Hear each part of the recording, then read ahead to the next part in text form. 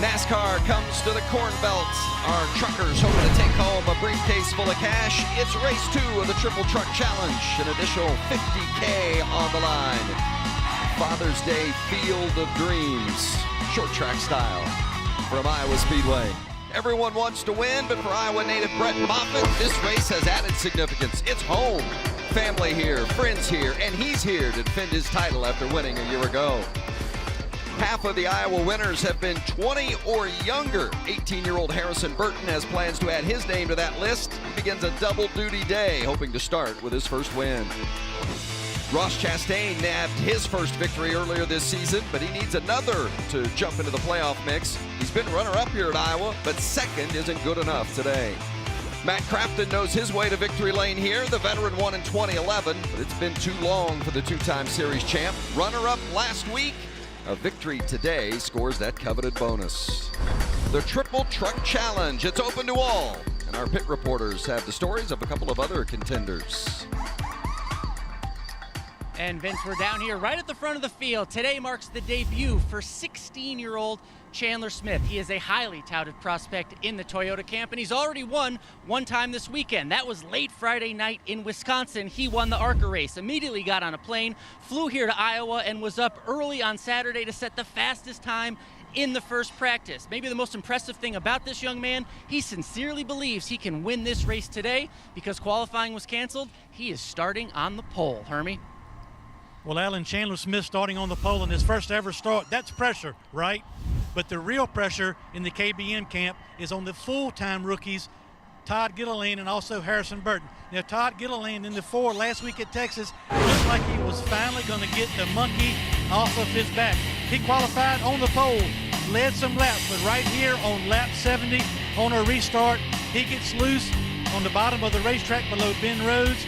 He crashes, gets another DNF. And after the race, Todd was very open about the fact that, hey, I probably should have been a little more patient in that situation. Now this weekend, another crew chief, Michael Shelton, a championship winning crew chief, joins the 4 team. They'll start 11th, and they know they need to get to this truck to the front and go to victory lane today. Vince? Starting 11th indeed. All the winners this season have come from inside the top 10. And as we get ready for race number 10 of the season, look at Gilliland. He's the first one out. The first one on the inside of the line is his teammate. Let's get ready and get them fired up. Race fans, please welcome Special Olympics Iowa athlete Kim Lively as she delivers the most famous words in motorsports. Start your engines, ladies and gentlemen.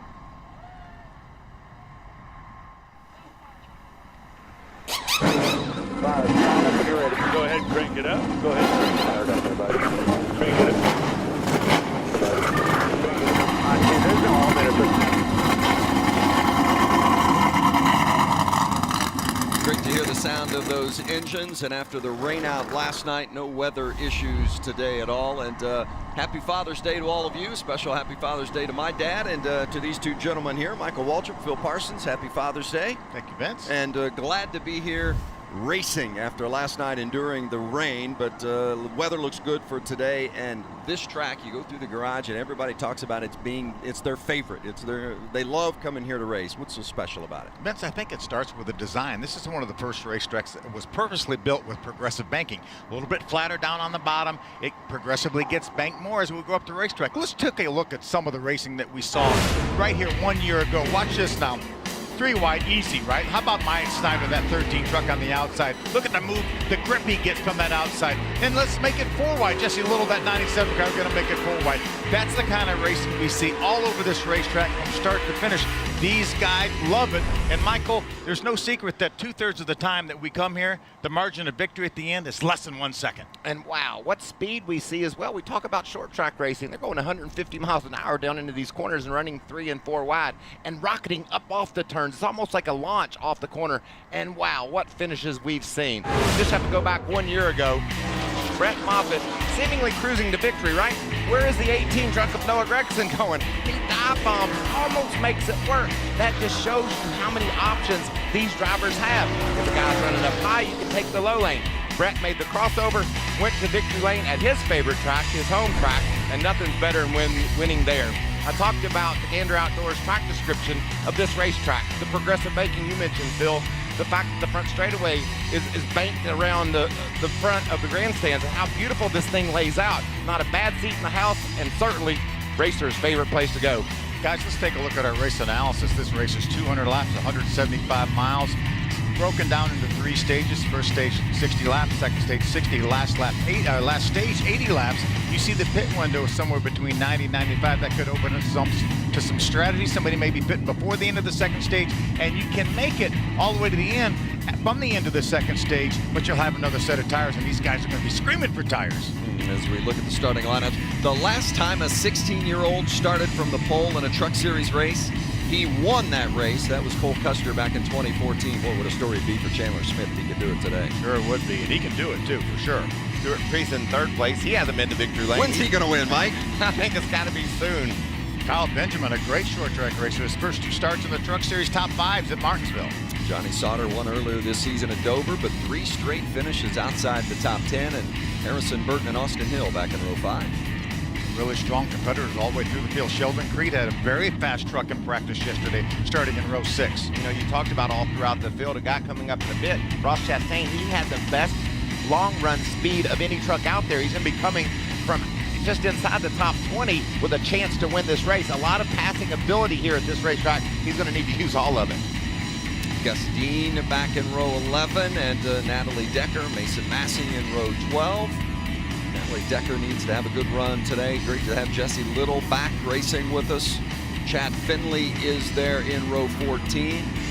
32 trucks will fill the field here at Iowa Speedway today. The 13th time we've raced here at Iowa. Vince, you talked about that young man that's in that 51 truck, going to be starting from the pole. Let's see if we can chat with him. Hey, Chandler Smith, it's Phil Parsons and the guys up in the Fox booth. You got a copy? That's it, I got a copy.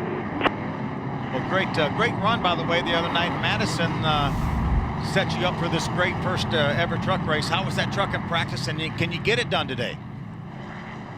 Well, we definitely have the Safe Flight Toyota Tundra under us pretty good here. I feel like we have a really good shot at winning this thing today. It's just I'm going to need to capitalize all day.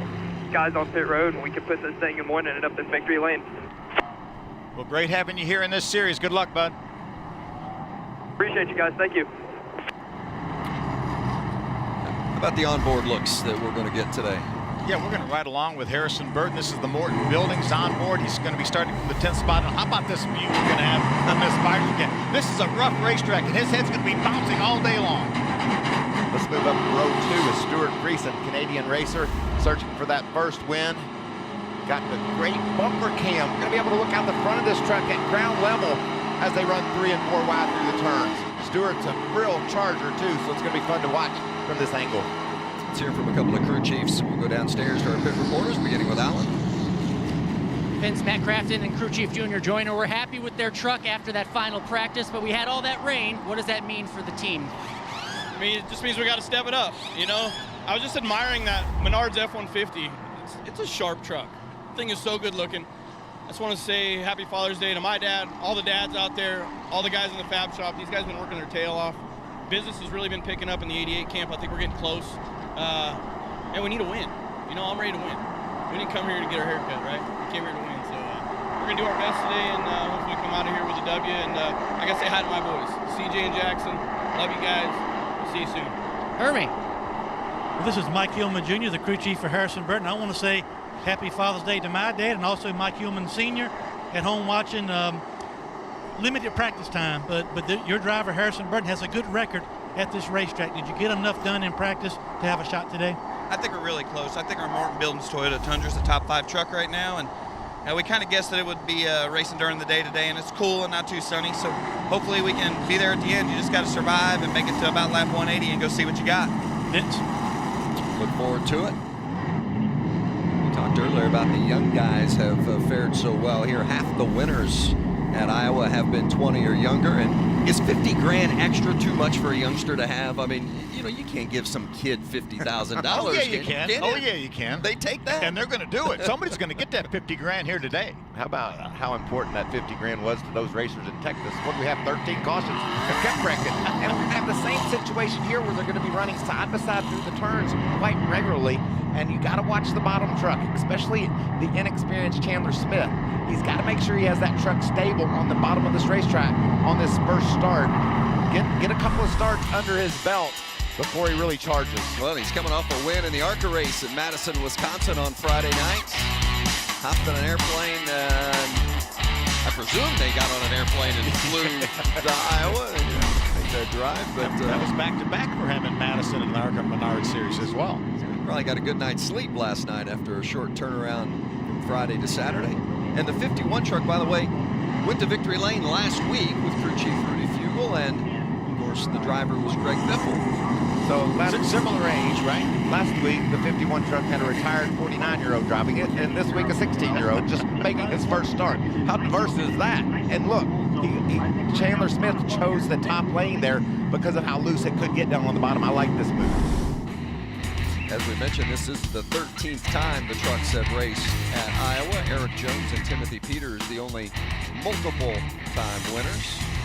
Matt Crafton, really consistent here. As you mentioned earlier, a former winner here, but top 10 in 10 of the 12 races here. The two that he didn't, by the way, finish in the top 10 happened to be the last two, and those were DNF, so he doesn't want that today. And we heard from Junior Joyner, that 88 team has really picked it up this season. I mean, they have been very good. They've done everything but win. Isn't it awesome seeing how happy he is to be at a racetrack? I mean, they know that they're on the verge of getting to victory lane. They could win this championship this year, and you could just see it and hear it in Junior's words. The pace truck will pull off. Better late than never after a rain out last night. It's a double header on Father's Day today. We've got the Xfinity Series racing later this afternoon, but right now it's time to go truck racing. And with the 16-year-old Chandler Smith leading the way, we're green at Iowa.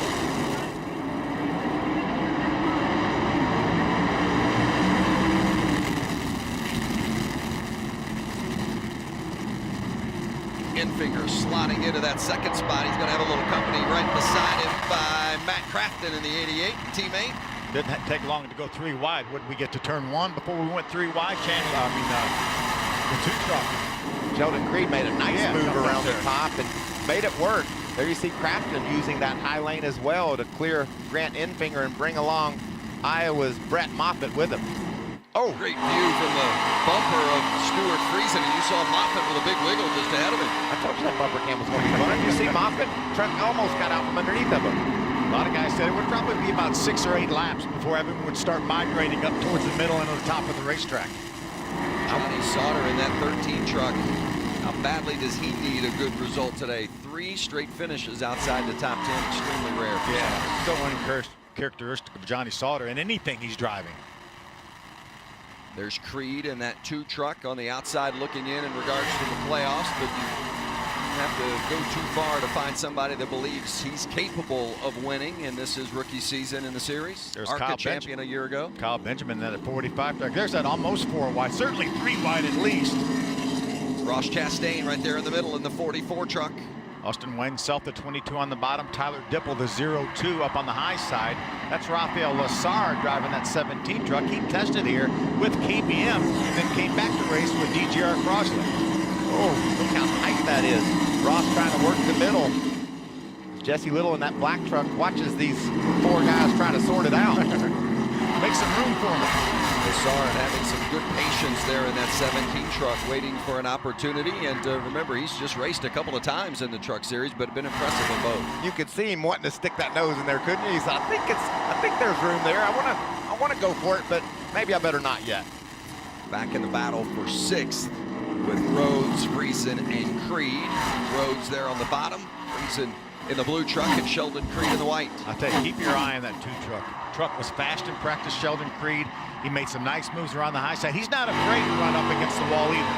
Now he's going to go to the middle of the racetrack to try to get by his teammate. You can see him change lanes there. Really had some good grip, able to roll up beside Friesen there momentarily, but Stewart used the momentum of the high side to hold him off.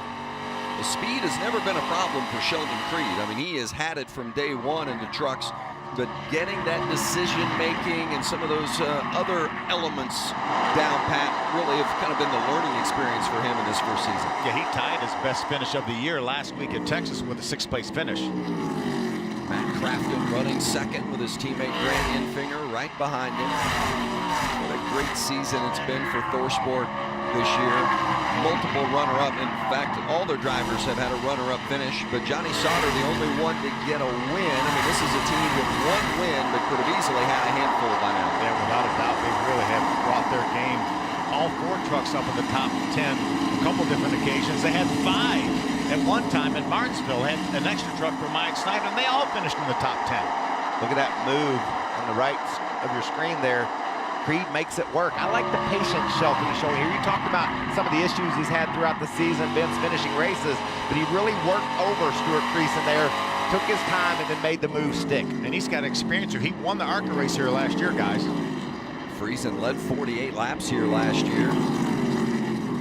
What about Kyle Benjamin looking down at the bottom? I love this kid. 2 short track races, 2 top 5 finishes. A new ride for him here, and he's doing a great job. And he had a runner-up finish in the Xfinities here, driving for Joe Gibbs a couple years ago. When he gets in behind the wheel, especially on a short track, you better watch this kid. 10 laps down, 50 to go here in stage 1 at Iowa. Stuart Friesen running 8th. The leader is the 16-year-old Chandler Smith by better than 2.5 seconds. Alan? Great start to the race so far on the track, but on the radio, there is a lot of static for the 16-year-old. He's radioed in, says he cannot hear anybody on the radio. They are still talking to him in hopes the radio starts working, but right now he's got nearly a 3-second lead, but he says he cannot hear anyone on the radio. How disconcerting is that? I think if I'm Rudy, I'm just going to tell the flagman, the black flagman, when we want him to pit, and then not worry about it. If he's not going to have any competition the way it's looking right now. What's the biggest challenge for a young driver in his first race in the Truck Series? Just managing, and these are different beasts than ARCA Menards cars and the super late models than he's used to. Managing these tires here, these tires are going to fall off at this racetrack. Just needs to be a little bit conservative. Again, you bet you he had a 2.5 second lead. Now it's over 3 seconds right now. But we know we're going to get these tires off at lap 60, so he can run them as hard as he can and know how long that he can go hard on these tires. Yeah, everything's a learning experience, Vince, and managing your tires is something that he will realize as laps go by, how much they do fall off and how much grip he gives up. Radio issues are very, very concerning, but I think that he's got that big 3-second lead. It's going to help him deal with it. And how about the 44, Ross Chastain in the 11th position, Hermie? Started 19th, Vince. No surprise that he's already just outside the top 10. He was the very first truck yesterday in practice to move to the top of the racetrack. Now, you mentioned in the pre-race, he has to win to make the playoffs, but he also has to get in the top 20 in point. Right now, minus 64. So every position, every point matters. But he told me this morning, hey, I'm good at the top of the racetrack, but the biggest progress we made was also being able to go back to the bottom of the racetrack to be able to make passes later on. We'll see if that comes into play later today. Thank you, Hermie. And there's the 10, Juanma Gonzalez coming to pit road. Obvious issues there on the right front. They'll address that. We'll go to commercial break. Early laps, still the same leader, 51, Chandler Smith. 16-year-old Chandler Smith started from the pole and has led them all so far in that 51 truck for Kyle Busch Motorsports. And as smooth as it has seemed, it's certainly more challenging inside that cockpit considering the communication issues they're having. We'll get more on that in a moment, but nice little battle there between Johnny Sauter and Brett Moffitt. That's something you don't want to do there, Phil, on these tires. The track's abrasive, it's worn out. You saw Johnny Sauter with that big long slide on turn 4. That'll really heat that right rear tire up, and he'll lose traction. These drivers try their best to keep that truck pointed straight, and not slide those tires. Yeah, Johnny is one of the guys that's running down on the bottom longer than most. Most of them have moved up to the middle, if not to the third lane of the racetrack. He was trying to make that pass on Moffitt, slid the tires, and look at the ground he's lost, and that won't get better. That tire will remain hotter than the right front, or in relation to the right front. Stuart Friesen on board with him now, and that's Ross Chastain that just went around him. Ross able to make that pass work for 8. See, as the pace slows down here, 145 miles an hour for Stuart Friesen that time down into turn number 3. Let's see if we can follow along and how fast he gets up to, as you mentioned, over 150 miles an hour, Mike, down into turn 1. On a short track. On a short track. This is the part of the track drivers say they love. When you come off, you can almost feel it there. Come up off turn 2, the track just drops out from underneath of you. You came right off your seat there. I was trying to explain it to you. It's really cool looking. Mike, you mentioned short track, and by definition, at 7/8 of a mile, it is definitely a short track. But when it doesn't have the characteristics of a short track, do you still term it a short track? I think we have to call it a short track because of this right here, all the traffic, and the fact that even though we're running upwards of 150 miles an hour, you got some pretty tight corners down there. At most, banked only 14 degrees. And the bumps, that's what I love about this racetrack. It really challenges the crew chief and the driver to have the right shock set up to not only go over the bumps, but also protect your tires, take care of your tires the best you can. And you get on those brakes heading into the corners as well, as you look at Grant Enfinger in the 3rd spot and Brett Moffitt, last year's winner, here in the 4th position. Enfinger, a good story as well. He has not won yet this season, but has the best average finish of all of the regulars in the series. And another one of those ThorSport drivers who has been knocking on the door this year. He was runner-up in the season opener. He stacked together some nice list of top 5s. It's just a matter of time, isn't it? Without a doubt, we talk about Ross Chastain finishing in the top 10 every race. Grant Enfinger had an 11th place finish. That's the only finish he's had outside the top 10. Extremely consistent run for Jeff Hensley and that crew and Grant Enfinger. 5 top 5s for Enfinger, including last week at Texas, where he finished 4th. You know, we talked just a few moments ago as we see 3 wide racing as they're lapping by some of the slower trucks. We talked about Chandler Smith having over a 4-second lead a few laps ago. Well, Matt Crafton now is in the 2nd spot, and he's cut that down to about 3 seconds. Matt Crafton has a fast truck. The fastest truck that last time by was 8th place Ross Chastain. He ran about a 1/10 of a second better than our leaders. About halfway through this first stage, 60 laps in stage 1. Yeah, we're all started back in the 19th position, already up 11 spots to 8th. 3 wide, Brett Moffitt threading the needle there, lapping past Finley in the 42, Decker in the 54. Brett's been able to put a little space between himself and Johnny Sauter. Johnny back in the 5th spot. And there's the leader, Chandler Smith. He's been out front all 32 so far in his first Truck Series start, and that advantage a little more than 3 seconds. And it was reported earlier about the radio communication. He is not able to hear the spotter, which certainly can create challenges for even a veteran driver on a short track, but especially a youngster making his first start. As you said, Vince, he is doing all of this with no one in his ears. He says he cannot hear a spotter. He cannot hear the crew chief. Down here in the pits, they're trying to diagnose it from afar. They have the officials from Racing Electronics down here trying to work on a fix. I believe they went back to the hauler to potentially get Chandler a whole new helmet. They're just trying to diagnose what the problem is, first of all, and how they can fix it. Well, and the good news is, at this point, he doesn't have to come to the pit lane for a pit stop at any time. They go, what, about 90 laps on a tank of fuel here, so that certainly gets them through the end of stage 1. Yeah, it's going to be easy when he gets to stage 1, but I'm telling you, I'm sure it's a little bit disconcerting for him, even as good as that truck is right now. I'm surprised NASCAR isn't taking a look at this. You're supposed to have a spotter. I believe I would be saying I can barely hear my spotter if that were the case. He's the only person I can hear, and I can barely hear him. But we need to work on these radios when we come to pit road. That's going to give up that track position you talked about. And that's what we want to see. We want to see this kid. He's led more races as a teenager this year at the start of the race than ever. Can he maintain when he gets in traffic later? The Gander Outdoors Truck Series from Iowa Speedway.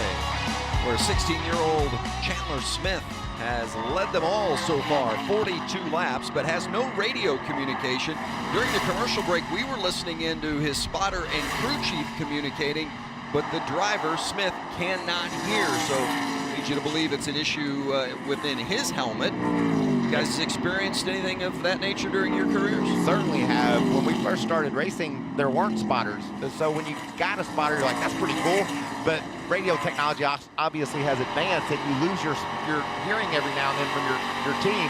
But at this day and age, I don't think Chandler Smith has probably ever raced anything without a spotter. Those spotters are really crucial and key in the development of a young driver, coaching them as they craft their skills.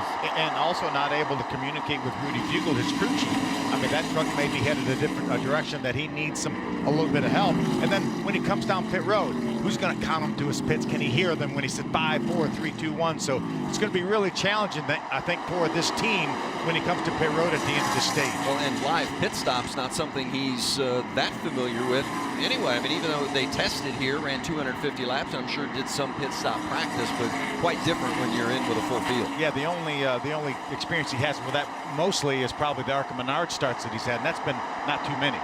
And he's mowing through this field. He's lapped all the way inside the top 20.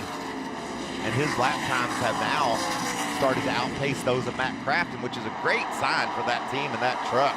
The way he's been able to maintain all that speed he showed yesterday. Chandler Smith, of course, leading. Harrison Burton runs 10th. Todd Gilliland is 16th. Riley Herbst, by the way, who's in the 4th Kyle Busch Motorsports truck. He is back in 17th. It's not out of the question with 14 laps to go in this stage that he could get up possibly to his teammate Todd Gilliland and maybe put him a lap down. Riley Herbst is behind Todd Gilliland, and I think it's a good possibility that they both go a lap down. How about this battle for second? Crafton, Enfinger, and then Brett Moffitt is right there as well. Crafton with that second place position. Be really curious to see what kind of adjustments the crew chiefs will make at the end of the stage. Remember, most of these guys, all these guys, thought we were going to race last night. Talked to a lot of the crew chiefs this morning, a lot of the team managers, and they said they didn't think it would be tremendously different because it's a little bit overcast today, but the racetrack will have different characteristics with this sun, or at least the warmer temperatures, and this track temperature up from what it would have been last night. Brett Moffitt still seeking that first win of the year in that 24 truck. Of course, the series champion last season, driving for Shiggy Hattori's team. Switched over to GMS. Johnny Sauter made the move to ThorSport, and Moffitt paired with Jerry Baxter this season, trying to repeat as series champion, even though he switched teams, and he's certainly capable of it as he makes a move on the inside of Grant Enfinger for third. They've had speed this year, Vince, but just haven't been able to put it together the entire race long. You can see how Moffitt had to shallow his entry into that corner. Enfinger really ran deep in there and was able to hold Brett off. With 50 laps on the tires right now, these guys, as we see another battle left side of your screen, that's Friesen in the 52 Creed in the 2. That's a battle for the 8th spot. These tires have enough laps on them now. These guys are getting a good indication of which direction their truck is going to go. Question for you, Phil. We know Chandler Smith can't communicate with his team. How is he going to get adjustments? And you know the experience of Matt Crafton, Grant Enfinger, Brett Moffitt. They're just itching to get to pit road, make some adjustments so they can run him down. This could be a game changer. Oh, and the caution is out, and it's Gonzalez again for the second time in the 10. I think this opens us up for some strategy here. The guys that aren't that worried about stage points. I think even if you want stage points with only 17 trucks right now on the lead lap, I think you can come and get tires. The guys that stay out, with the amount of laps we have left, as long as we can restart with 4 or 5 laps, you can probably drive back up into the top 10. Well, they were running about a second and a half slower than they were when they first started this race, so it's going to be crazy. A lot of guys, maybe everybody will come to pit road here and get their service done here. Definitely, we're going to see most of the top runners come. Well, if you're Chandler Smith, the leader, with no radio communication, how do you know what to do? How do you know whether or not to come to pit road or stay out? I'm telling you, if I was Rudy Fugel, I would go to a NASCAR official and say, please put the black flag on the 51 truck. That way he knows to come to pit road. And also, they got to fix it. So no matter what, he's going to lose all his track position. So we got to get this squared away. Do they have a helmet handy? Is that the plan, to hand in another helmet? And there's a radio in the hand of that crew member who's got his back to us there, the Kyle Busch Motorsports crew member. I'm like you, Vince. I think it has to be more related to his helmet or the harness going from the radio to the helmet. We heard during the commercial break, we heard Chandler Smith talking. We heard the spotter talking. So I don't think it's the car harness. It may be his radio, the helmet harness. So the transmitter inside the helmet. Let's see if we can get further information on that and that issue with the 51 with Allen.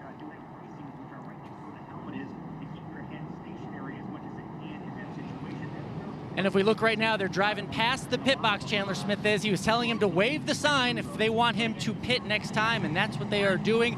It's just a lot of confusion, as you can imagine. He's just, no, he cannot talk to anybody.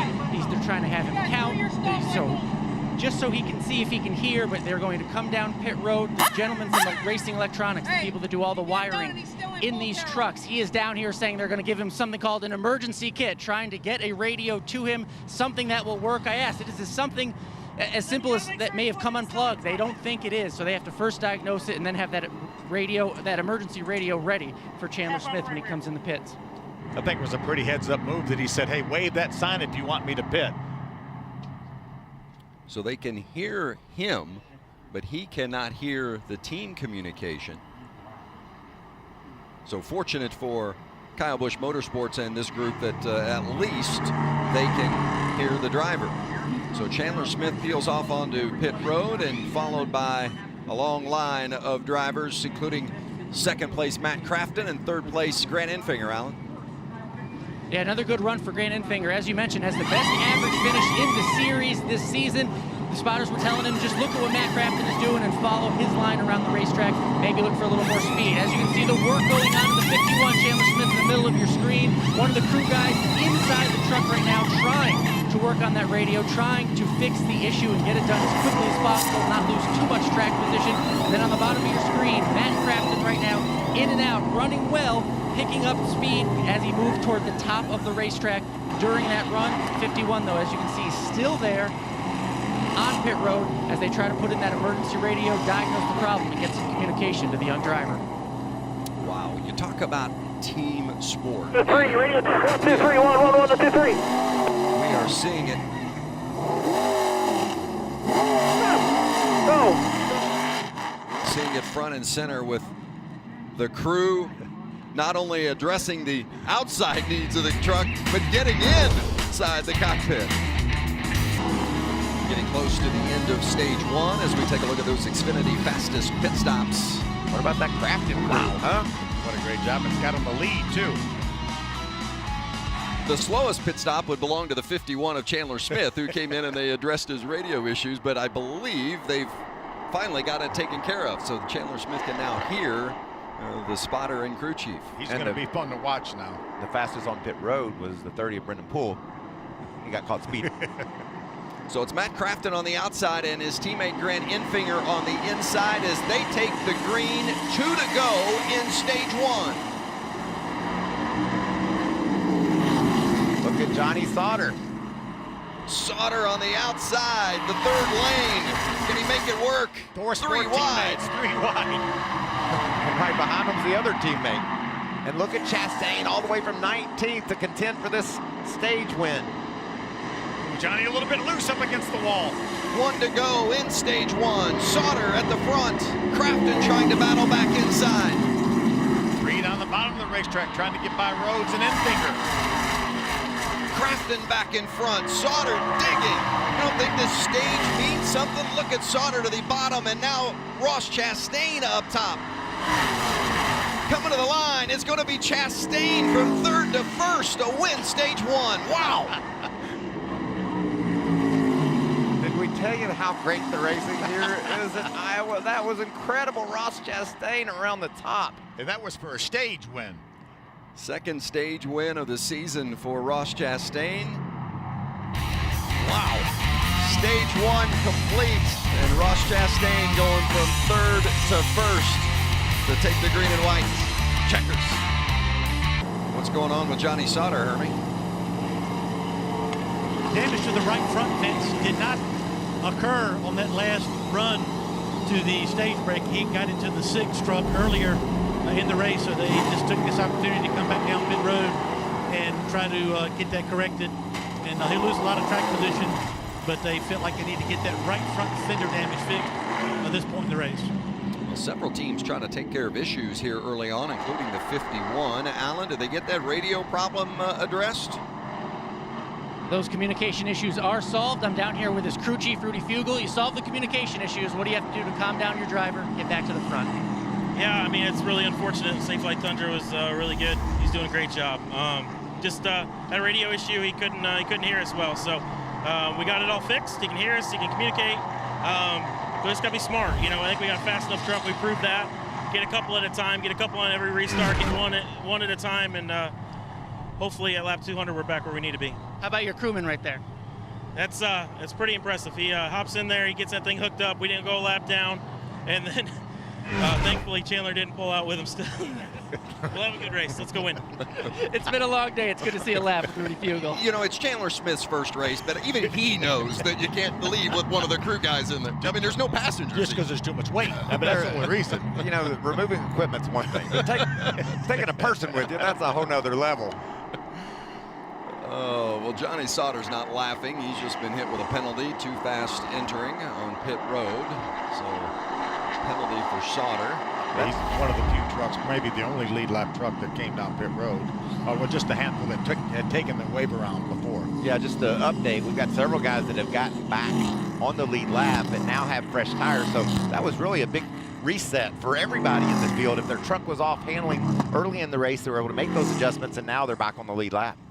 How about those stage 1 results? Brett Moffitt was up there battling for the stage lead, or for the lead and the stage win at one point, and ends up 7th in stage 1.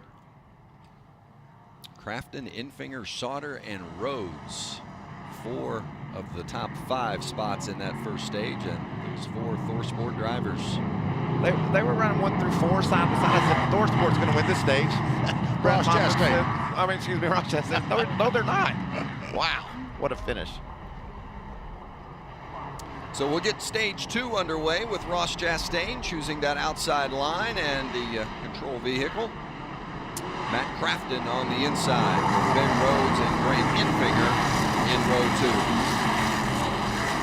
2. Stage 2 underway at Iowa, and we'll begin with the McDonald's. Crank it up.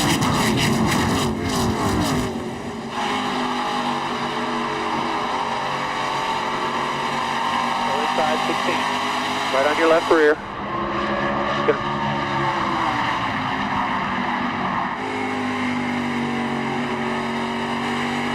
'52 is going to try to roll the top on exit. Now he's 1 back. Still out.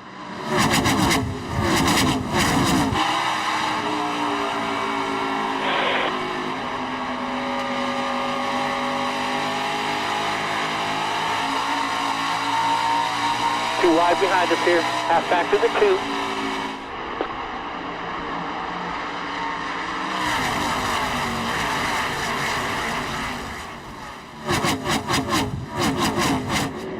Mean and green here in stage 2, and everybody fighting for position, not giving any breaks here early on.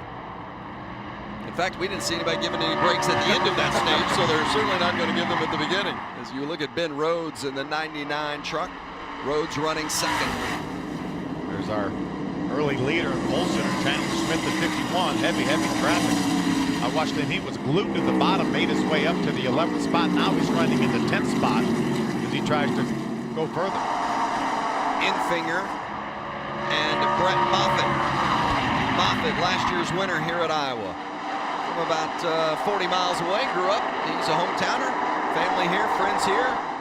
Everybody having a good old time watching Brett try to go back-to-back at Iowa. And I think all, if not all, most of these sponsors on this truck are also local sponsors that jump on board Brett here in Iowa. How about 2nd place, Ben Rhodes, Hermie? Well, Vince, this is really a new tire combination these drivers and crew chiefs were working through during practice yesterday. Really impressed with Ben Rhodes, the detailed feedback he was giving his crew chief, Matt Noyes, and his engineers. The struggle for that team was right here from the wall to the entry to the center of the corner. They really worked hard on the 99, trying to make more speed at that part of the racetrack. And so far on the racetrack, they're doing a good job. Pickford did a good job for him. He's right up front with a shot now after starting a little bit further back in the pack. Two-time runner-up this season, looking for that first win is Ben Rhodes. There's the 51 of Chandler Smith. You know, it's one thing when you've got the fast truck and you're running up front and you're leading the way, but he's been put back in the pack, and how he handles traffic is one of the big questions we had for him making his series debut. This is the ideal scenario for Chandler Smith here. Obviously, he had a fast truck, was able to open up at least a 4-second lead. Now he has to work his way through traffic, and so far doing a great job up to the 7th spot line. You know who this is ideal for as well? Kyle Busch. He's able to watch his young racer who had a fast enough truck to drive away from the field, but then they buried him in traffic. How will he react? How will he overcome the adversity they faced early? Right now, he's doing it perfectly, patiently making his way toward the front. This is a great lesson learned for this young racer.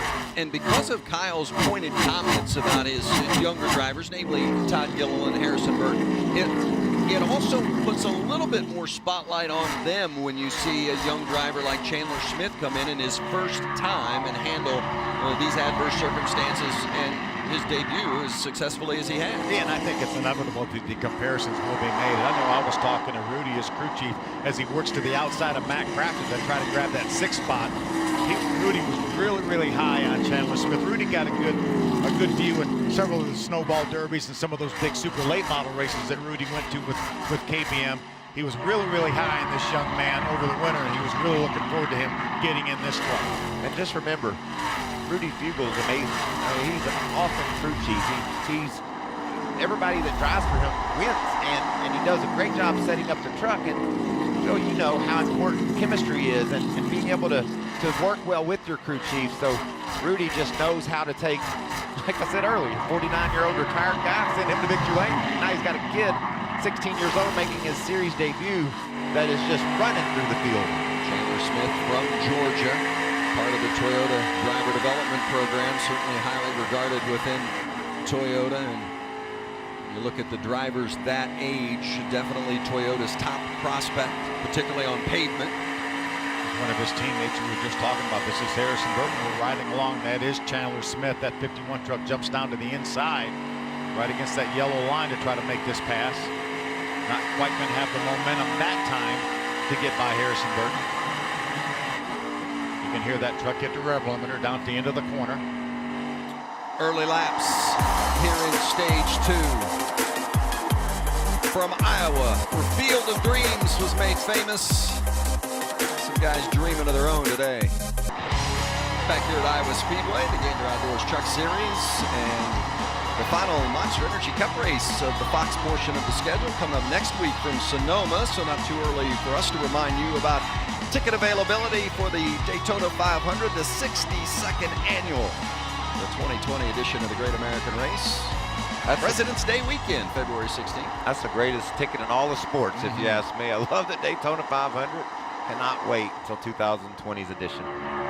Ross Chastain is out front, winner earlier this season at Kansas, and then after that victory declared he would be running for the Truck Series Championship, which meant then he would have to get himself into the top 20 in points and win again if he were to make the playoffs. Getting to the top 20 in points is not an issue, but that winning again part not as easy as it sounds. Well, a lot of people question that move by Ross Chastain, and obviously right here with the job he's doing today, now he's going to have to, at some point, he's going to have to fight off that 51 truck again, Chandler Smith, along with some other guys, but it looks like a pretty darn good decision. And I know I talked to Ross and his owner, Al Neese, early in the year, and Al kept saying, boy, I wish we could run for the truck championship. We really think we have a program that could contend, and they certainly do. If they can get in it, they have a shot. How about Chandler Smith? After that pit stop issue, they had to address the radio. Look at the battle for second between Rhodes and Moffitt. Smith started 13th. He's back up to 5th. Impressive. But I thought when we went to break, he's going to be leading when we came back. I mean, he was going through the field that quickly, but when he caught Grant Enfinger, he went to the bottom, couldn't clear Grant, and has been stuck behind him, sort of like Moffitt is stuck behind Ben Rhodes here in this battle for second. Brett's been down there below him, but not able to clear Ben in the 99. But I like the job that Chandler Smith. He didn't push the issue. You see he's back down there trying to get underneath Grant Enfinger, but he didn't push the issue, didn't try to make any contact. He's content to ride right here. If he gets a shot, he's going to go by Enfinger. If not, he can ride here for a while and see what happens as these guys get more laps on their tires and see if maybe he can get Grant Enfinger start slipping a little bit. Well, Rhodes took a tough break last week at Texas, was leading the race and on a restart had transmission issue. Ended up 21st. Yeah, I thought Ben had the best truck. Real shot to win that race. And that was unfortunate, but solid again this weekend. Big day of racing here at Iowa Speedway. Great way to spend your Father's Day. Totally. Xfinity race will follow us later on this afternoon. They've actually got to qualify yet for the Xfinity Series, so as soon as our race is over, actually they'll get ready to qualify for the Xfinity cars before racing later this evening, as you saw. They had an abbreviated practice yesterday before the rains came, and Harrison Burton was the fastest Xfinity driver. So Harrison will run 450 laps today at Iowa Speedway. That's a day's work. That's his plan for sure, and it was impressive how he ran that Xfinity car yesterday. I can't wait to see if he can be a contender this afternoon. That Xfinity qualifying will be on FS2 this afternoon. The race back here on FS1. Xfinity qualifying at 2:30. Matt Crafton running 7th with Stuart Friesen there behind him in that 52. Just a little past the halfway mark here in stage 1. Ross Chastain continues to lead. Hermie? Vince, I'm not sure we're giving Ross Chastain and this 44 team enough credit for being out front and really right now driving away. He started 19th and did most of his damage on the racetrack under green flag conditions. Now, he's out front now, smooth sailing, but they realized that later today, or at some point, he's going to have to race again. So while he's been out front and certainly maneuvering through some of this lap traffic, he's taking the time to move around on the racetrack, making some passes on the high side of the racetrack, also working the middle to the bottom of the racetrack as well, trying to figure out what he's got and what changes, if any, he may need next time he comes down pit road, because they know before it's over, as you guys mentioned, whether it be 51 or somebody else, he's going to have to do some more racing before this one's over. I think that Nice Motorsports Group, when you talk about the top stories in the series this season, that Nice Motorsports Group and the strides they have made right there near the top. Without a doubt, too. We saw some moments, some flashes of brilliance last year. Remember, Ross jumped in a 3rd truck for Nice last year and had some great runs, had some good solid top 10 runs. But they really turned it on when the season started this year. 10th, 11th, and 12th right here. Yeah, they've been battling all over this racetrack. See, Johnny Sauter put the slide job on Sheldon Creed, and now he's going to put the bumper to him. When you talk about long lines of patience, we're not going to mention Johnny Sauter's name until we get way down the list. The patience does not run long with Johnny Sauter. You wouldn't call him a top 10 patient guy? No. I love Rafael Lessard. He's sitting there watching all this thinking, I don't know how this is going to turn out, but I better get on through here. He caught this battle. Now trying to get around Sauter. I think Creed's holding him up a bit. And you know, we talked a lot about 16-year-old Chandler Smith today, but Lessard in that 17 truck is only 17 years old. He made his first 2 starts this season with Kyle Busch Motorsports. In fact, tested here at Iowa with KBM, running the DGR Crossley truck here today. But he's been impressive in his limited exposure to the truck series. And that was just announced in the last week or so that Lessard would be in that DGR Crossley truck for a handful of races.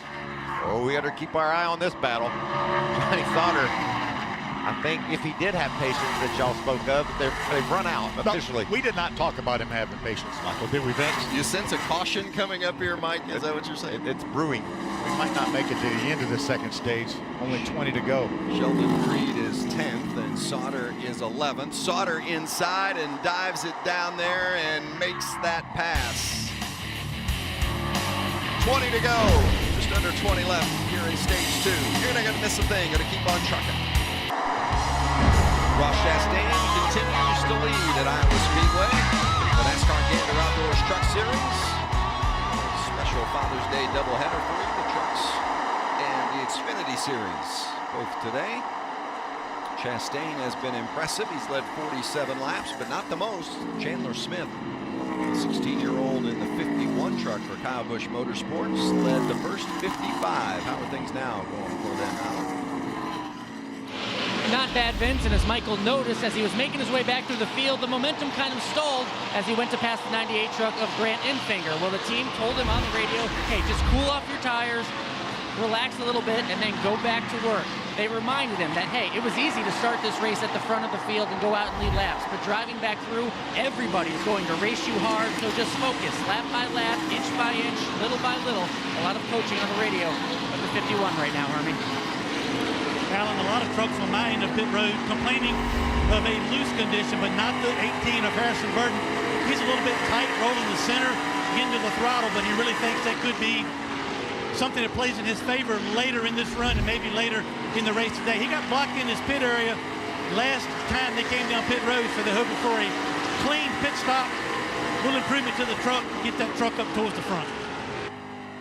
Thank you, Hermie. And Harrison Burton, we talked a lot about Chandler Smith, of course, in that 51 truck, and rightly so, but as a 16-year-old, might be thinking, wow, he's so young, but actually there have been a couple of other KBM drivers who've made their debuts as 16-year-old, including Harrison Burton, who finished 22nd in his debut. Eric Jones was also 16 when he debuted with Kyle Busch, finished 9th. And Kyle himself was just 16 when he ran his first truck race. I was at that race. That was at O'Reilly Raceway Park, Indianapolis. Remember where he finished? He finished 9th, and that was with a backup truck because he wrecked qualifying. You know, Mike Phil always shows off like that with his photographic memory. Well, I was there. I was there. That's an impressive list of drivers, though, that Kyle Busch has brought up through the ranks of NASCAR. They start in the super late models at times and make their way to the Truck Series. Eric Jones turned out to be a pretty good driver. William Byron, Christopher Bell. Those guys are okay, right? They're okay, yeah. If you want to talk about multiple Xfinity wins and an Xfinity championship, and Eric Jones a Cup win. How about Chastain? Where do you put his chances of winning a race, maybe it comes today, getting into the playoffs and being a championship contender? If he gets in, how serious of a contender is he? I think we have to think about him being a very serious contender with the job that he's done here. Look at the best average finishes. You see Ross with better than a 7th place average finish this year. Grant Enfinger leads them all with just under a 6th place finish, but I think we have to consider him a favorite because he doesn't have any weaknesses.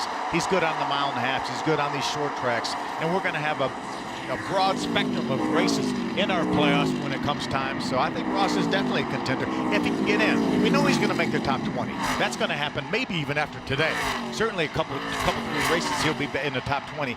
But if he can pull off that win, whether it's today or one of our subsequent races coming down the road here, then he's certainly got a shot at it. You know, when he announced it, I would have put the odds are like 33-1 that he could ever accomplish that. You know, just very rare chance that he could make it happen. But now, the way he's running today, 9-1 maybe? I'd move him up. I don't know. I think he's a favorite maybe to go to the playoffs. Certainly inside of 10-1, I would think. 5 laps remaining, less than 5 left here in stage 2. Great view of that bumper cam with Stuart Friesen. I've been kind of confused with Stewart. He started up toward the front, fell back, but it seems like whatever Trip Bruce did to the 52 truck, the adjustments it likes it. He's making a little bit better time, especially on the longer run here as we come toward this stage end. We saw him racing with Matt Crafton. Matt right now is running in the 8th spot. Now you see a little gap between Stuart Friesen and Matt Crafton. It looks like maybe the changes Matt Crafton had done to his truck went the wrong direction. They may have to undo some of that because I don't think Matt's as good as he was during that first stage. Friesen won stage 2 here at Iowa last year. Not going to happen today. Looking forward to these pit stops and seeing what adjustments we get and who's able to communicate best with their teams to make this truck better, handling better, and trying to run down Ross Chastain. Because this is the last stop, right? I mean, they're not. Would they? No, I think they definitely will come in if they get an opportunity. They can make it on fuel. But I think if we get a caution 30, 40 laps into that stage, I think they come and get that last set of tires that they have lanes. Yeah, because the times fall off quite dramatically here. We see the trucks bouncing over the rough parts of the track and tires sliding.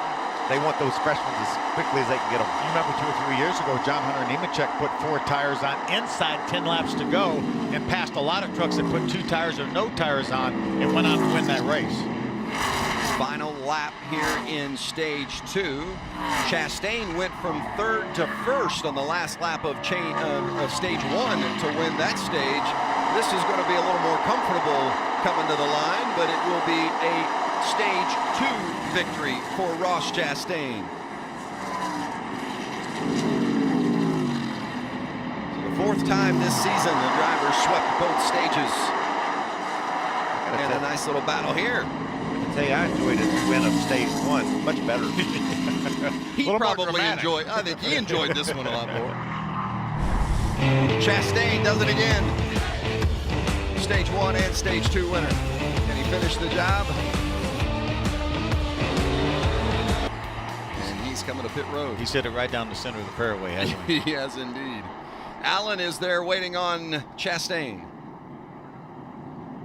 And first who will pit is last year's winner, Brett Moffitt, on the top of your screen in the 24. He says he burned up his front tires trying to make a pass for second during that run, so they're going to make a small air pressure adjustment to give him better handling out there. Hermie?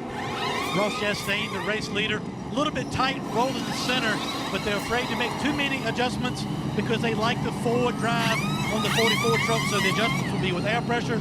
The 99 truck of Ben Rhodes, this truck is also tight. They're doing air pressure as well as a track bar adjustment for Ben Rhodes. Try to take advantage of those stops, get that truck adjusted, and looks like Rudy fix Peagle's, that balance if you need. Rudy Peagle's guys are going to gain Chandler Smith some spots. Look at up 3 spots to the 2nd spot. That means Chandler Smith had to do his job as well to get on pit road, maximize his speed without going too fast, get in that box and out. So another box checked, if you will, for Chandler Smith. Oh, penalty for the 51 of Chandler Smith speeding on pit road. Remember all that stuff I said about that a minute ago? Yeah. He over maximized. How about this view of the work being done over the wall for Stuart Friesen's group?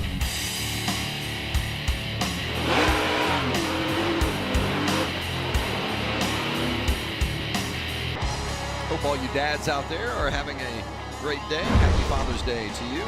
Glad you're spending a little bit of your day with us. The NASCAR Gander Outdoors Truck Series, the Xfinity Series racing later this afternoon at Iowa Speedway as well. A lot of dads have come to the racetrack, and a special day, going to get to see a doubleheader. Yeah, I love it. After that rain out last night. But that looks like fun. I don't know how aero efficient it is. It looks pretty aero to me. Crazily efficient. Yeah.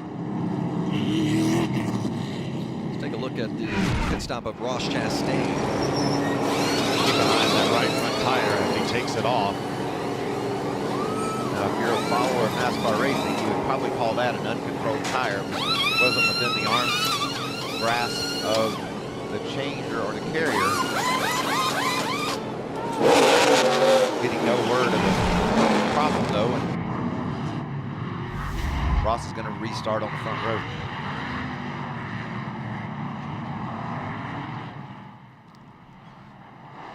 So Chastain will restart on the outside with Brett Moffitt inside to begin the 3rd and final stage. Chandler Smith is going to have his work cut out for him once again here to try to rebound from that penalty. Final stage underway at Iowa, and look at Ben Rhodes going to the bottom to make it 3 wide and trying to go to the front. Well, now's the time to do it. Use those new tires for all they're worth. Look at Ben squeezing a hole I didn't think was there. Brett Moffitt right on the tailgate of the 99. See Matt Crafton up to the 4th spot now, right on the bottom of the racetrack. That bright yellow number 88.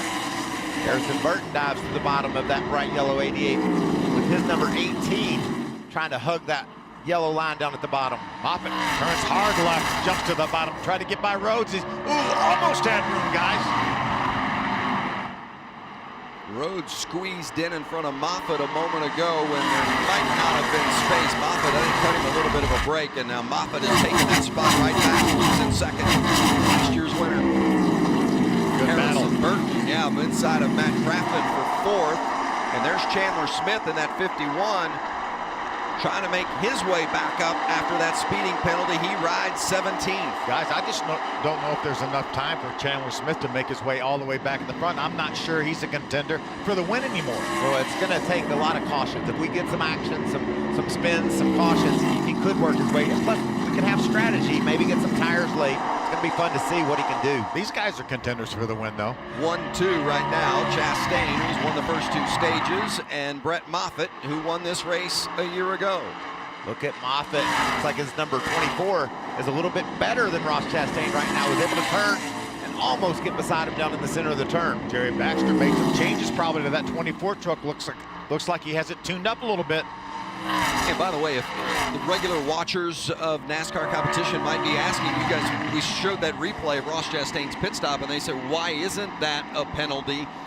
The Pro Trailer, which provides NASCAR with all the different options and views in regards to pit stops, not on site, and that means you just try to catch it with your eyes, and that makes it a lot different.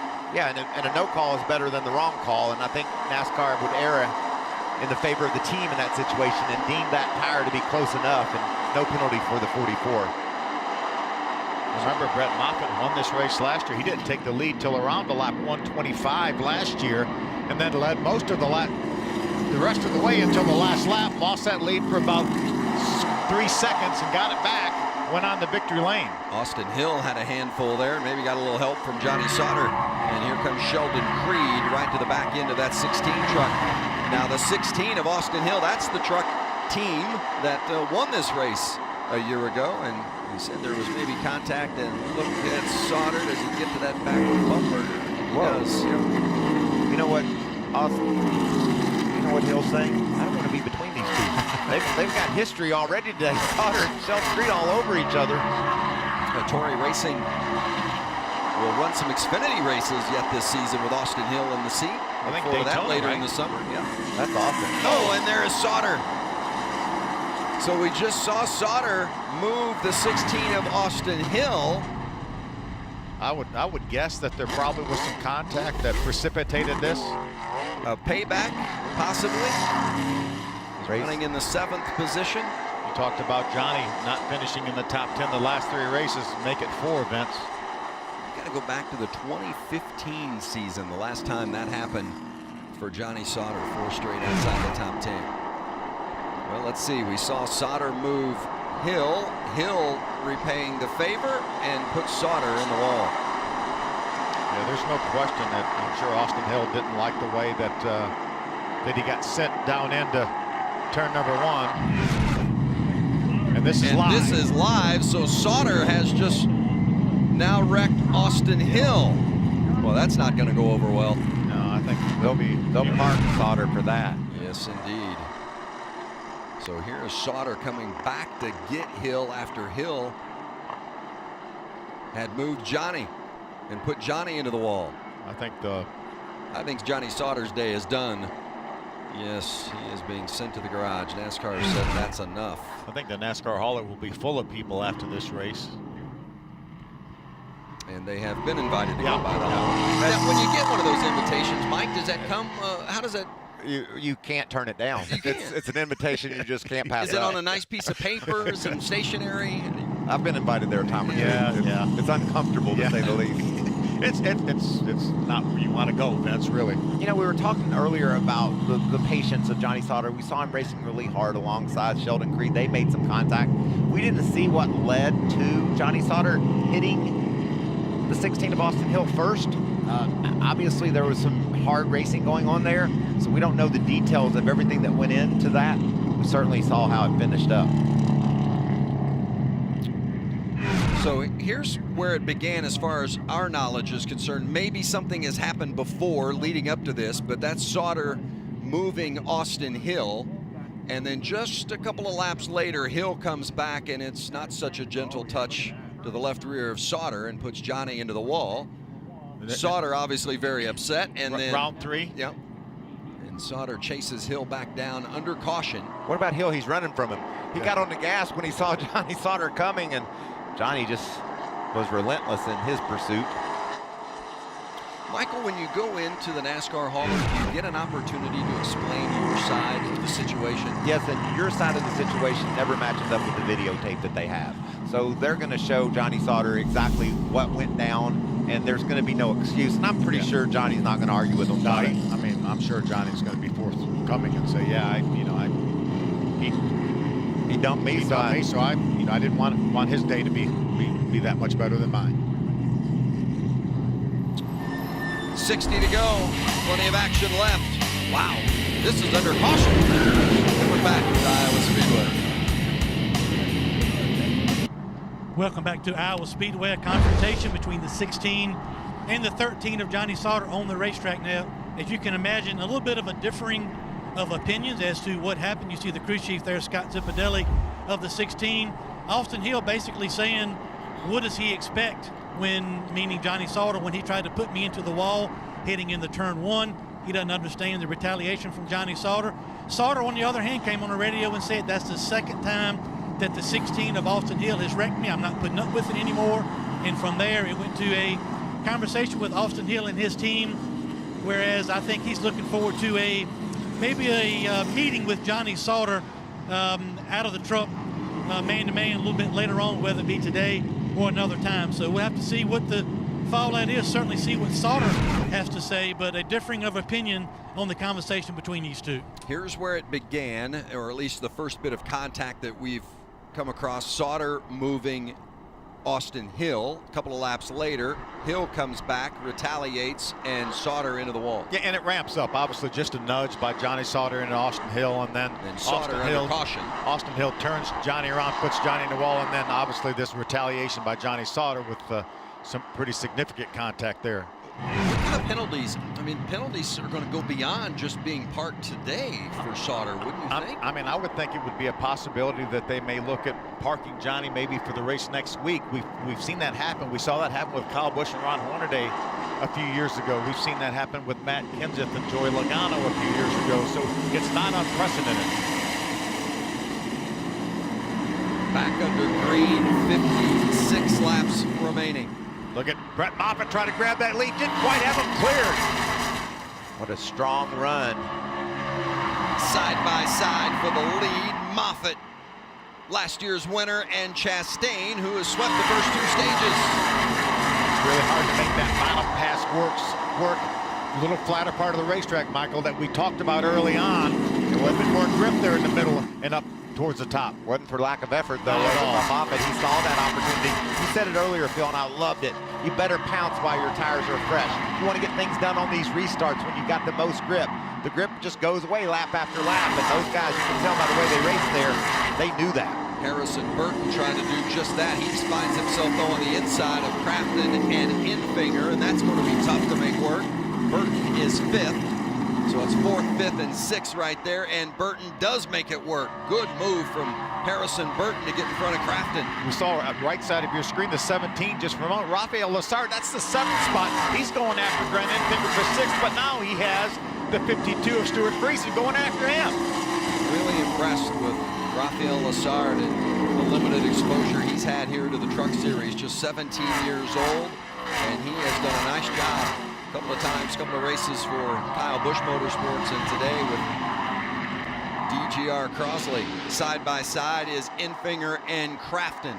Let's go to Alan Cavana. And we're walking now live with Johnny. Johnny, prepared to hear from NASCAR?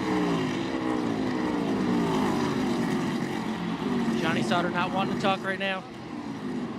Walked out of the infield care center, appears to be all right, but walked right past all the microphones. Not much to say after that. Obviously, the pretty obvious what happened. So Johnny really upset. No sense of commenting on that, I would think. Well, in those situations, sometimes what you say is just going to make it worse because obviously very upset and frustrated. The only thing I'll say, Vince, about that is Johnny still looked like a racing deal when he gave Hill a little shove into the corner. Hill took it more, obviously, seriously than that, but you don't know what was going on maybe 10, 15 laps before that. Those guys could have been in a match that they were in a wrestling match, and and it ended bad for Johnny. It looked like, as Michael said, from the nudge that Johnny gave Austin Hill, the retaliation wasn't warranted to the extreme that it was. But again, we don't know what went on before that. So just from what we've been able to see, the 3 pieces of video that we saw, the initial bump, and then Austin taking Johnny out, putting him in the wall, and then Johnny coming back. From what we saw there, that I don't know that all that carnage was warranted. Nice battle here for 6th between Lassard and Crafton. Crafton runner-up last week at Texas. There goes that back end of the 17 out, loose. That'll hurt his performance. You say it makes the tires mad. Yes. They have feelings. There's the 51 of Chandler Smith down at the back end of this grouping. And when you're charging from the back like this, Vince, you like to see guys grouped up like this, battling side by side. It gives you an opportunity to gain ground on them. And when one of them slips, you can pounce. Like you said, he's going to need a few caution flags and a few pretty good brakes on restarts. Right now, he's running in the 10th spot. We're inside of 50 laps to go. Smith started from the pole, 16 years old. Led 55 laps today. This racetrack sort of sets itself up to make drivers mad. You know, you've got to do the slide job, cut a guy off if you're going to clear him and make a pass. And as the race winds down and laps go by, your patience gets less and less. And that's what you're seeing here. These guys are racing each other, but this could go bad in a hurry. I want to see if Chandler Smith is able to make this pass. If he's able to make a pass on the bottom like that, if he can pick these 3 trucks off in front of him and then maybe catch another timely caution. So I think if we get a caution in the next 10 or 15 laps, I think these guys come to pit road and put that last set of tires on. I'll tell you what, if he makes these passes, I'll really be impressed, because I don't know that there's any 2 harder to pass than Friesen and Sheldon Creed. Going to break, 45 left. You won't miss a thing. Going to keep on trucking from Iowa. Back at Iowa Speedway, happy Father's Day to you. Hope you're enjoying our race coverage, the Gander Outdoors Truck Series, and it has been a thriller today. Ross Chastain out front being chased by Brett Moffitt, and you see 38 to go. I'm so glad we were side by side so the folks at home could see that crazy racing. Just like we've talked about, you have to cut a guy off. The tempers were flaring there, but they sorted it out somehow. I can't believe they didn't crash. I don't usually hold my breath during a caution run, during a commercial break, but it was that time. And this battle has heated up. I think Moffitt's got the better of Chastain right now. Ran him down. Be interesting to see what you think, Vince, behind the wheel. If Ross is like watching that mirror saying, I better take care of these tires. They might have to last all the way to the checkered. How is this battle shaping up? Well, Brett Moffitt doing all he can, trying to get past Ross Chastain. The team is telling him to work his fans. Maybe that will help with the handling, help him make that pass. Remember, guys, a lot's being made of Brett Moffitt not having a win yet this season. But if you look back to last year, it was this race in Iowa that really catapulted his championship run. And he's very clear on that. And he made that point yesterday, that if he can get this win today, they can start that run of momentum maybe to another championship, Hermie.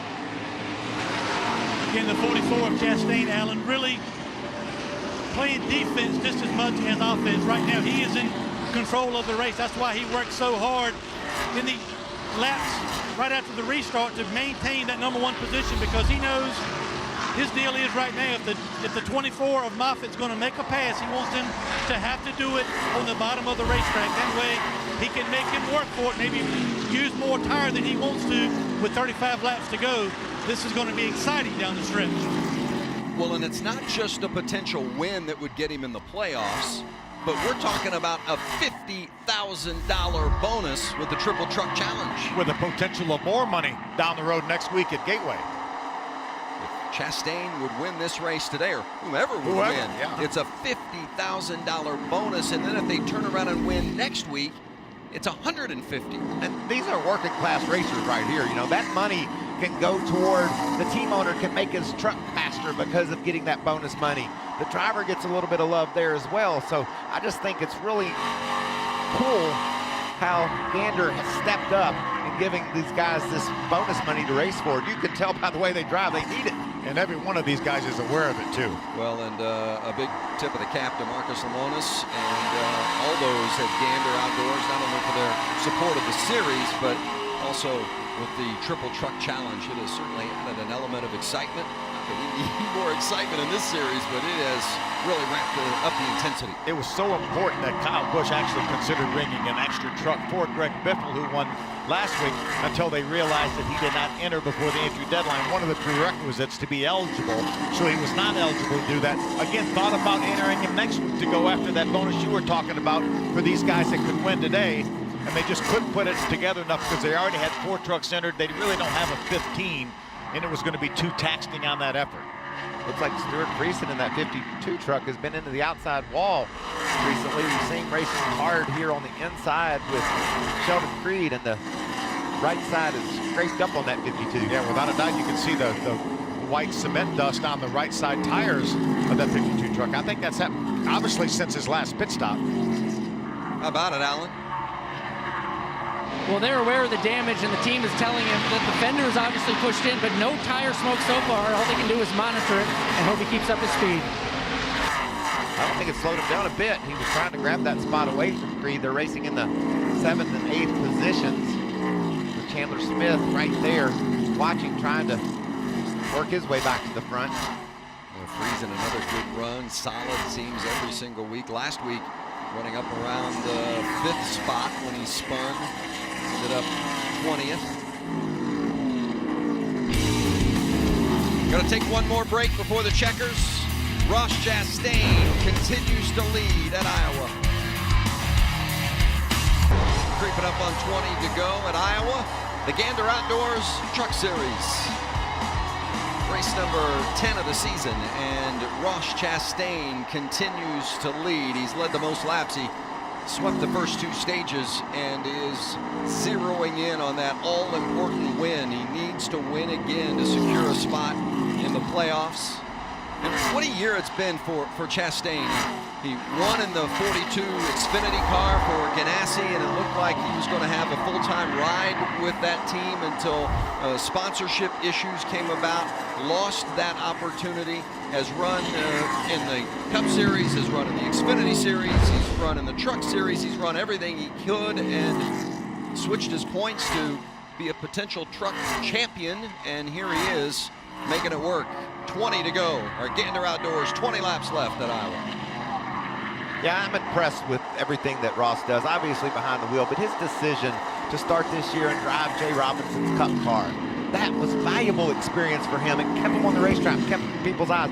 Johnny Davis gave him an opportunity in the Xfinity car. He excelled there, and now this opportunity with Al Neese. This is a guy that was knocked off his heels a year ago or 6 months ago when this team folded. He didn't have a ride, and look what he's doing now, what he's made of it. But he's kept such a good attitude, too. Every time I've talked to Ross, he's got a positive outlook.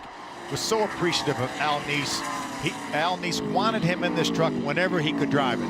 It worked out now that he can drive it full-time, racing for the championship, trying to get in the playoffs, and what a great relationship. And it may end up in victory lane here today. This race could be turned upside down if these guys don't sort it out, because a caution right now, everybody's going to pit. We're going to have fresh tires and have just a sprint to the checkered. And I've been watching this battle, and they're trying to wreck. They haven't done it yet, but they're trying. Remember, these are teammates here at GMS. Stuart Friesen, the 52, Sheldon Creed in the 2, and the lap truck, Tyler Dipple there right in front of them. And we also mentioned a few moments ago, they've got to be the 2, or at least certainly near the top of the list, the 2 hardest guys to pass. I mean, Creed and Friesen, neither one give an inch on the track, and now they're trying to battle one another for that spot. Hey, none of these truckers give an inch on the racetrack, Vince. These guys all run hard from start to finish. Able to use the 02 truck there as a bit of a pit was Creed, but that didn't last long, did it? Here comes Friesen back. We're getting to that range now. We've completed 184 laps. If we get a caution, it'll take a couple laps to collect the field. We're going to have some guys stop, some guys not stop. We're getting to that stage right now. How close do we have to be to the end before you think coming on an under caution isn't going to work? We saw John Hunter Nemechek, pit inside of 10 laps to go, but again, you have to remember almost everyone pitted at that time. He was the first guy that took 4 tires, as we see Chandler Smith trying to get by Stuart Friesen.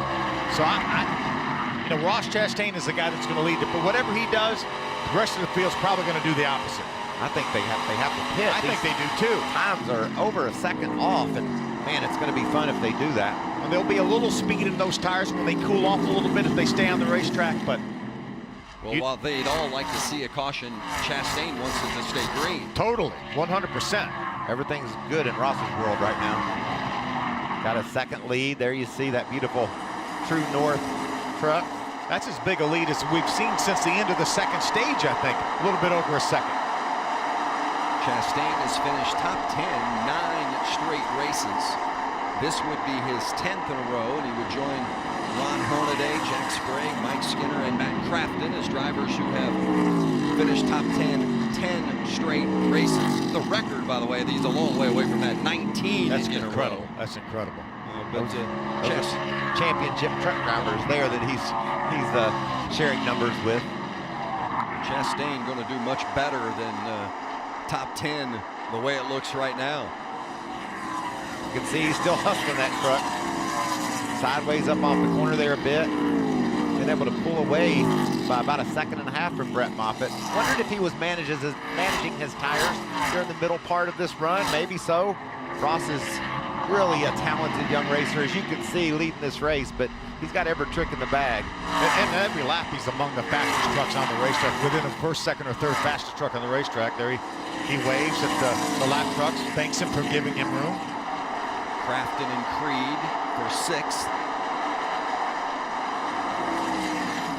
Sheldon Creed, another one of those drivers that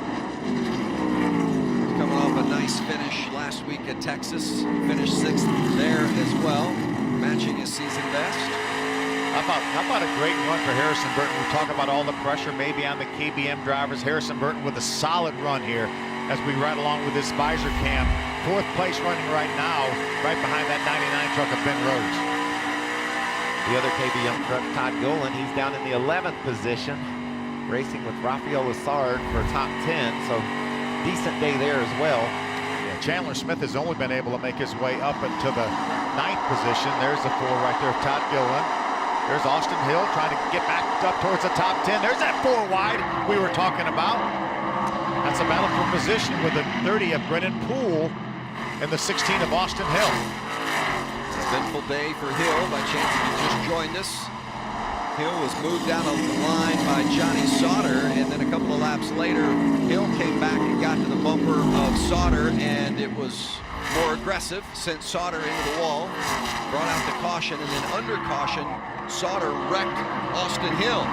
NASCAR promptly parked Sauter for the rest of the day. Hill, they were able to repair, at least address the damage, but right now Hill runs 13th. Certainly injured that truck. That truck is not as good as it was before. Austin was running up in the top 10 when the incident started. It's Brennan Poole in 12th, just ahead of Austin Hill in that 30 truck.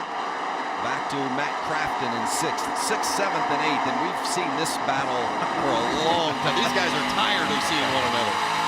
Well, they don't have to do it for about 5 or 6 more laps. Creed was able to pull away from Friesen, but then he caught Crafton, and that's allowing Stewart to close back in.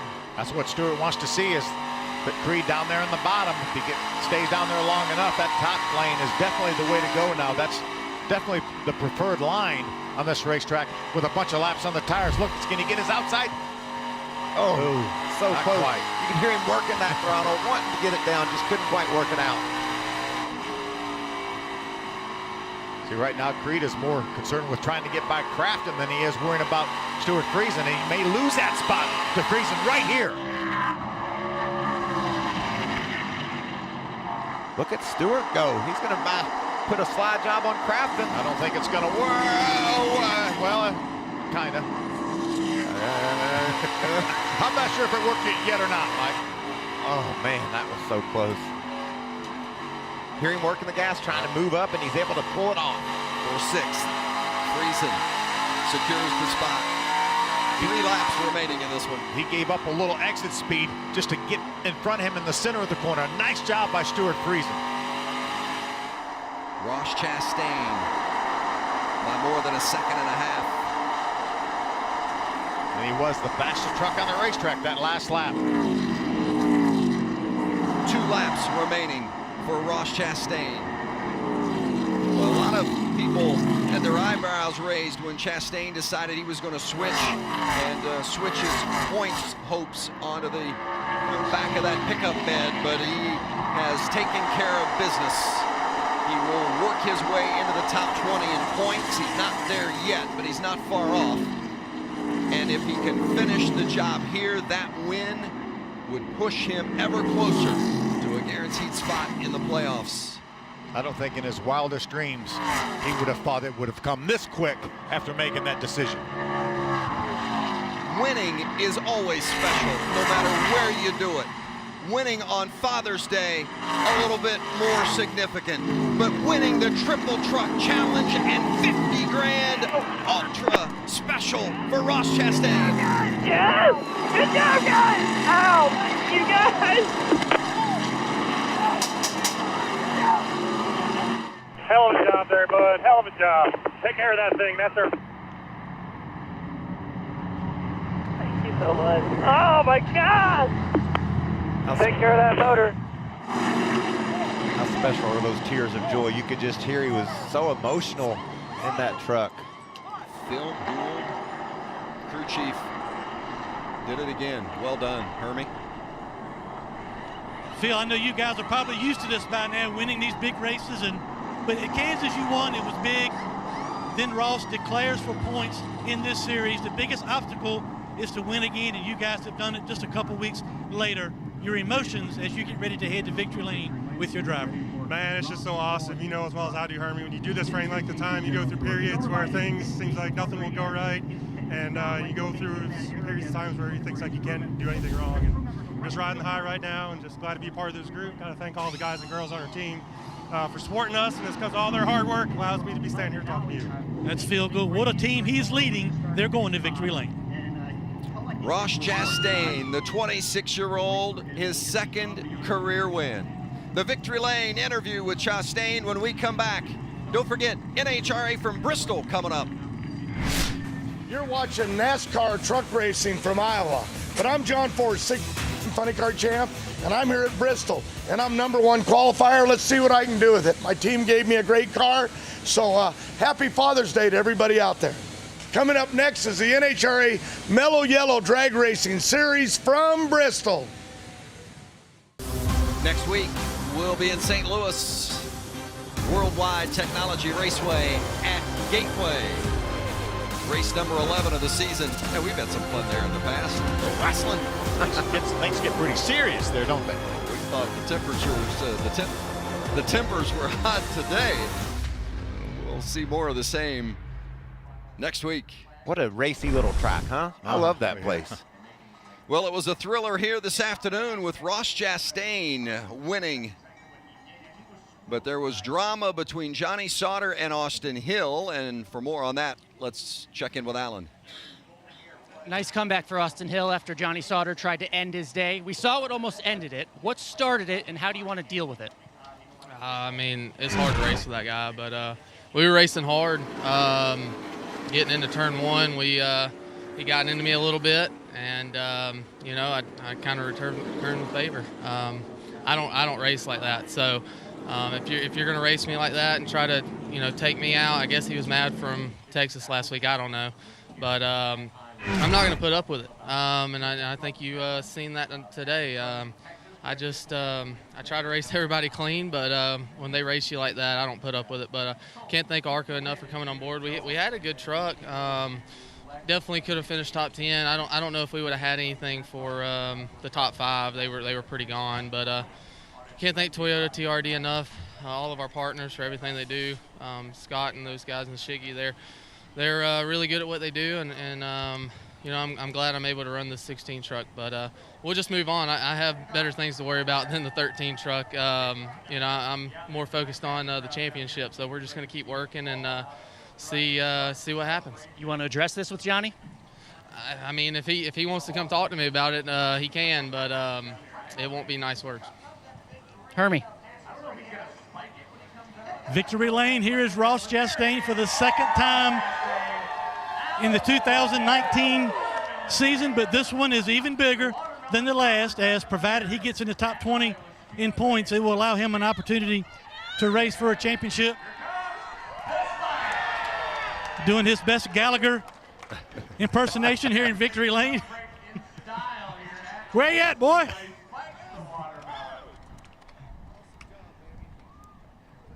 These guys, Victory Lane, you can tell these race wins mean so much. Kyle Benjamin here to congratulate.